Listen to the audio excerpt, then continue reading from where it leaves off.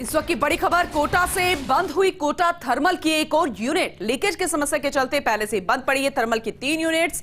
अब यूनिट 6 के टरबाइन में आ गई है तकनीकी समस्या।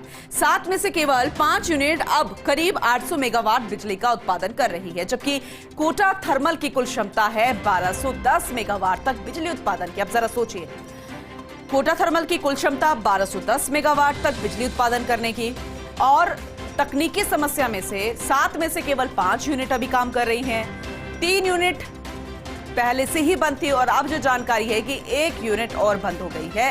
हालांकि इसमें कारण जो बताया गया है कि लीकेज की समस्या के चलते।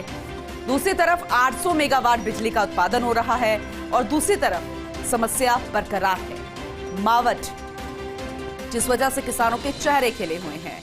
किसानों को इसकी बेहद ज्यादा जरूरत। दूसरी तरफ अभी गर्मियां भी नहीं आई और अभी से समस्या परेशान करने लगी है। भंवर आचार्य सहयोगी हमारे साथ जुड़ चुके हैं, ज्यादा जानकारी उनसे लेंगे। भंवर, देखा जाए तो समस्या तो है, लेकिन सलूशन क्या है, समाधान क्या है? कितने दिन का और इंतजार हमें करना पड़ेगा? देखिए, फिलहाल तो जब एक यूनिट बंद हो जाती है तो फिर उस यूनिट के वापस ठंडा होने का इंतजार किया जाता है और इसके बाद उसकी रिपेयरिंग होती है। तो फिलहाल इन यूनिट्स के बंद होने के बाद अब इनके ठंडा होने का इंतजार किया जाएगा और इसके बाद इनको फिर से चालू करने का जो प्रोसेस है वो शुरू किया जाएगा। देखिए, 2 यूनिट, यूनिट नंबर 3 और यूनिट नंबर 6 फिलहाल बंद हुई है। यूनिट 3 में लीकेज की प्रॉब्लम है और यूनिट 6 में जो टरबाइन है उसमें कोई टेक्निकल समस्या आ रही है। तो इस वजह से कोटा सुपर थर्मल पावर, जिसकी कुल विद्युत उत्पादन क्षमता 1210 मेगावाट है, वो अब घट करके 805 मेगावाट रह गई है।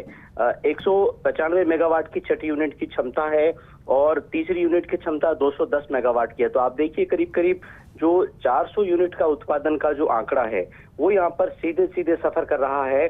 और पूनम, एक और महत्वपूर्ण बात यह है कि कोई भी थर्मल की एक यूनिट जब एक बार बंद हो जाती है तो उसे वापस से शुरू करने में करीब करीब 25 लाख रुपए का खर्चा आता है। तो ये सीधे सीधे जो आम आदमी की जेब है, जो सरकारी संपत्ति है, उसको ये सीधा सीधा बड़ा लॉस है। लेकिन कोई भी कोटा थर्मल की यूनिट बंद होती है, वो फिर से चालू होती है, उसकी कभी कोई जांच नहीं होती है। आवश्यकता इस बात की है कि वो यूनिट क्यों बंद हुई, इसमें क्या टेक्निकल एरर आया, इसके लिए कौन जिम्मेदार है, इसकी पड़ताल होनी चाहिए, इसकी जांच होनी चाहिए। लेकिन ऐसा कभी होता नहीं है और इन यूनिट्स के बंद होने से प्रदेश का जो विद्युत उत्पादन है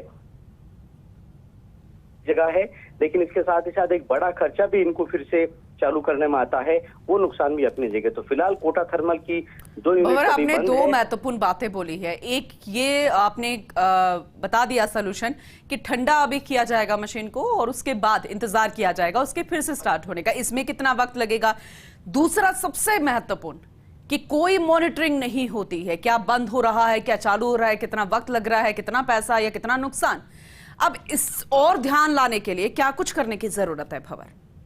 यही बड़ा बड़ी बात है पूनम कि आखिर ये तो बताया जाए ना कि आखिर यूनिट बंद हुई है, उसमें आपने कारण बता दिया, कहीं कोई लीकेज की प्रॉब्लम बता दी, कहीं आपने टरबाइन में तकनीकी फॉल्ट बता दिया, लेकिन ये क्यों हुआ, इसके जिम्मेदार कौन थे, उसके लिए आवश्यक जो सावचेती है वो क्यों नहीं बरती गई, जो प्रिकॉशंस थे वो क्यों नहीं लिए गए, इसका जवाब कभी दिया नहीं जाता है। पूरे मामले को अंदर ही अंदर ढक दिया जाता है, अंदर ही अंदर दबा दिया जाता है और यूनिट के बंद और चालू होने में, जैसा मैंने आपको पहले बताया, 25 लाख रुपए का सीधा सीधा फटका लगता है, जो एक तरह से सरकारी खर्च पर डाका है।